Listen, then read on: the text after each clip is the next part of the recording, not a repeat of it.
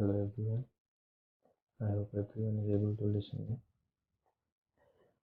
So my topic is develop and implement documented security policies. This is abstract. This represents a series of importance of providing both security awareness and information system security training to all employees, regardless of their job responsibility. So what will we cover today? These are the topics we'll cover today. First is what is a security policy, what actually it is. Then why we use it, why is it important, what is the importance of security policies, its categories, then how we develop a security policy in components, and at last summary. First of all, what is a security policy? Why do we need it? Maintaining security for every organization is very important. What its definition is, it is a document that defines how an organization plans to protect the company's physical and information technology. It means how a company tries to protect its tangible and non-tangible assets. Asset is anything which is valuable. Like tangible is hard drives, it has a lot of information, like computers. And non-tangible, like data. Server is also a tangible. Server is also an asset because it has a value.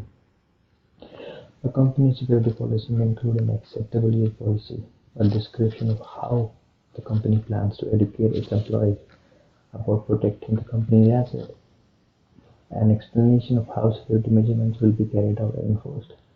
An employee should have a knowledge about security policies, so a company has to educate them. It's very important for a company to educate its employees to able them to know about security policies, so they could use it when they need it, at the need of emergency.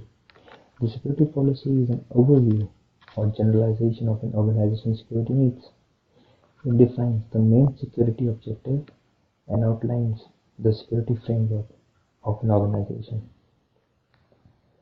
Why is security policy important? Why do we need it? The main question is, should we use it? Is it important? If we don't, what will happen? See, every organization has something that someone wants. Their data, their privacy. If someone might want that, like we take an example of Amazon, Facebook. Facebook has personal information, PII. Amazon has PII, like for example, you order something. So for getting it, you need to fill your information like your personal data. For example, your home address, your credit card detail or debit card details, your phone number, your name. So it's an asset. It's a valuable information. So to prevent it, they need a security policy. Like there was a Facebook page, 500 million people lost, and the data was breached. So for that, they have changed the policies. It's very important. The security policy is used as assign responsibilities, define roles, specify audit requirements, outline enforcement processes, indicate compliance requirements, and define acceptable risk levels. This document is often used as the proof that the senior management has exercised due care in protecting itself against intrusion, attack, and disaster. Disaster like natural disaster, even it's very dangerous. Like earthquake, any flooding, anything, attack like terrorist attack or cyber attack.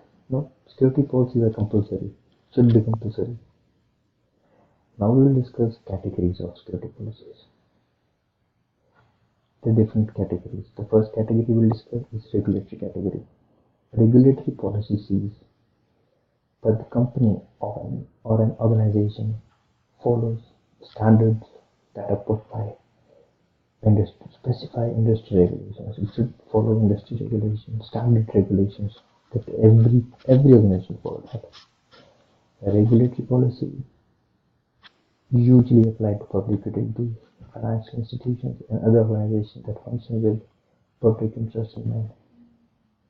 An example is like there was a local Texas state law that took place about a decade ago, but it requires companies to to retain the records of patents and inventions of their employees.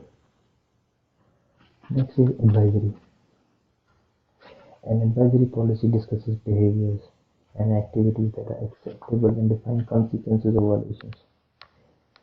It explains senior management's desire for security and compliance within an organization. Most policies are advisory. Most of them are advisory. Though the payments under this type of policy may not be mandatory in nature, they may not be mandatory, compulsory. There are still serious consequences that could apply when they are violated. Some organizations and the sanction serious warnings, just a warning, but some terminate. It depends on the company. Last but not the least, information policy. From the name, it suggests that it is designed to provide information or knowledge about a specific subject, such as company goals, mission statements, and how organization interacts with partners and customers. An informative policy provides support, research, or background information relevant to the specific elements of the overall policy. Now, it's very important how to develop a security policy. See, every organization, every company has its own priorities.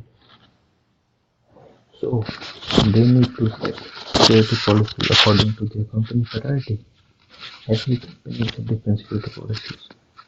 So the basic one, like I'll tell you, the first step is start by creating board policies. Then should be written. Every security policy must be documented. Then every company must have a security goal.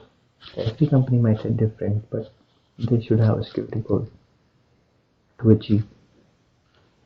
Then you should value the company, value the assets. Then you have to involve your employees.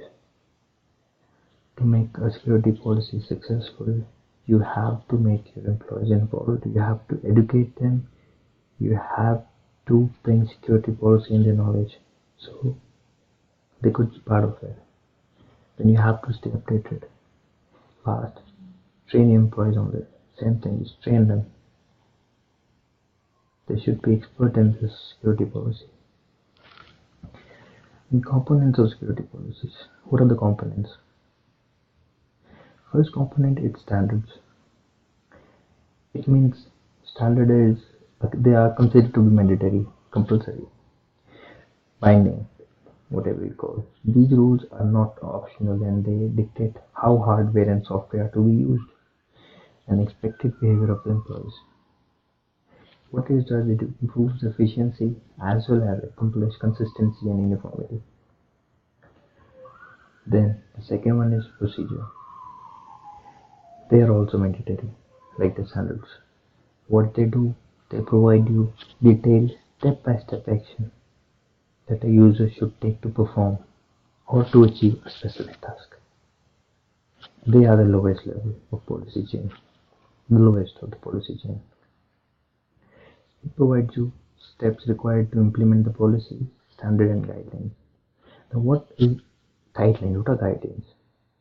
These are not considered to be mandatory, but they are used as an optional guide and they provide staff and users with some recommended actions.